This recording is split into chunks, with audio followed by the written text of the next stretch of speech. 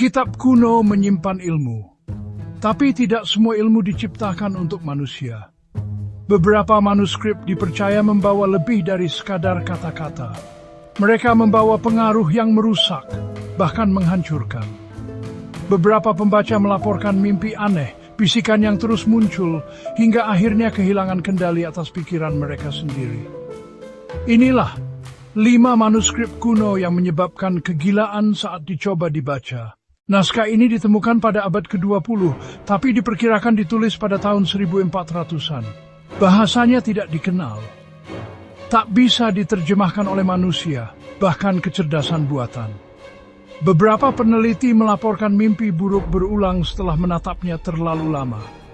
Konon, simbol dalam naskah ini bukan sekadar dekorasi, melainkan kunci frekuensi untuk membuka bagian terdalam alam bawah sadar. Kitab ini dimiliki oleh John Dee, penasihat spiritual Ratu Elizabeth pertama. Setelah kematiannya, kitab ini menghilang dan ditemukan kembali di Perpustakaan Vatikan. Beberapa halaman dipercaya hanya bisa dibaca setelah pemanggilan entitas tertentu. John Dee melaporkan mendengar suara dari luar waktu setelah mencoba membacanya dan menulis isi kitab ini terlalu berat untuk pikiran manusia. Carl Jung, bapak psikologi analitik, menulis kitab ini berdasarkan eksplorasi batinnya sendiri. Namun ia menolak menerbitkannya saat hidup karena isi di dalamnya terlalu berbahaya untuk yang belum siap. Gambar dan teksnya diyakini muncul dari dunia batin yang lebih tua dari manusia.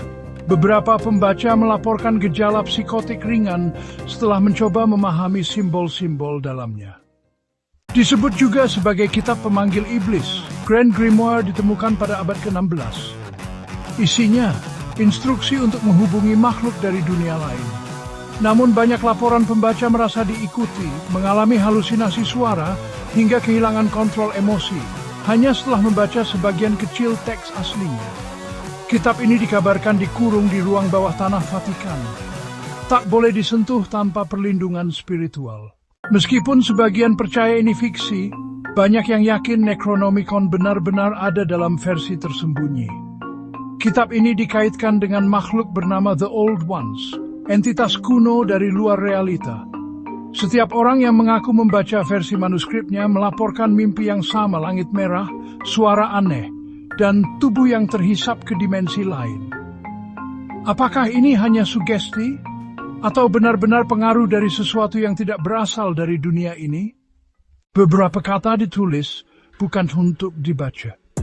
Mereka sebagai jendela, tapi ke sesuatu yang seharusnya tetap tertutup. Dan siapapun yang bukanya harus siap membayar harga paling akan kesadaran mereka sendiri.